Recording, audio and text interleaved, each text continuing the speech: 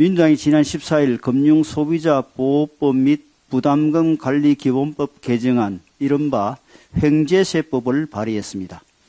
은행뿐만 아니라 정권, 보험업계 등도 부과 대상이 되는 등 야권에서 발의한 기존 안들보다 훨씬 강력한 내용들입니다. 민주당의 주장에 따르면 이 법안이 통과될 경우 원래 은행권에서 약 1조 9천억 원의 횡재세를 거둘 것으로 예상됩니다. 최근 우리나라 은행들이 과점의 지위를 누리는 가운데 세계적인 고금리 추세 속에서 높은 예대금리 차를 이용해 손쉽게 엄청난 수익을 올리고 돈잔치를 벌이고 있다는 비판이 거세게 일어나고 있습니다. 민주당의 횡재세법 발의는 이러한 대중적 정서를 이용한 것으로 사실상 내년 총선을 겨냥한 포퓰리즘 법안입니다. 은행권의 초과이익 문제는 신중하게 다루어야 합니다. 횡재세법은 여러 가지 법적인 논란에서 자유로울 수 없습니다. 학자와 전문가들은 무엇보다 횡재를 어떻게 규정할지 어렵다는 점 등의 이유로 횡재세를 물릴 법적 근거가 부족하다고 말을 합니다. 또한 법인세를 내는데 또다시 세금을 물린다면 이중과세라는 주장도 나옵니다. 조세 형평성의 문제도 제기됩니다. 예컨대 수익이 높을 때 세금을 물린다면 손해가 크게 날 때는 보전을 해주어야 한다는 논리도 가능하고 고수익을 올린 다른 업체는 내버려두고 왜 은행들에게만 횡재세를 물리느냐는 항변도 가능합니다.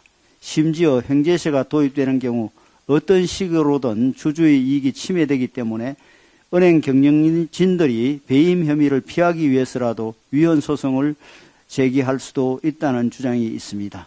민주당도 이러한 법적인 논란을 염려해 공식적으로는 세금 형식으로 거두지 않고 부담금 형식으로 걷는다는 계획입니다. 하지만 화장을 아무리 해도 민낯이 어디 다른 데로 가지는 않습니다. 횡재세는 시장 경제 원리에 어긋나며 혁신을 가로막을 수도 있습니다. 현재 우리나라 은행들이 높은 예대 금리 차로 손쉽게 돈을 번다고 하지만 과감한 혁신을 통해 고수익을 올리는 일도 언제든지 가능합니다.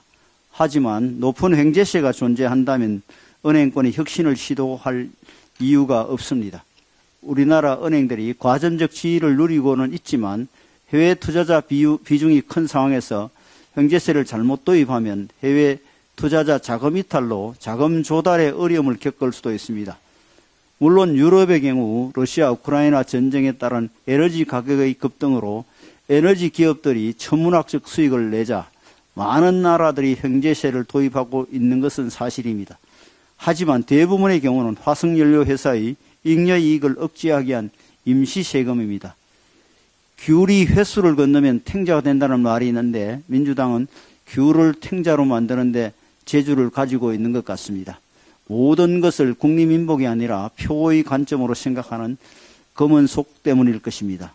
정부 여당은 은행의 초과 이익 문제에 대해 시장경제의 원리와 맞는 방향으로 적절한 대책을 마련하겠습니다.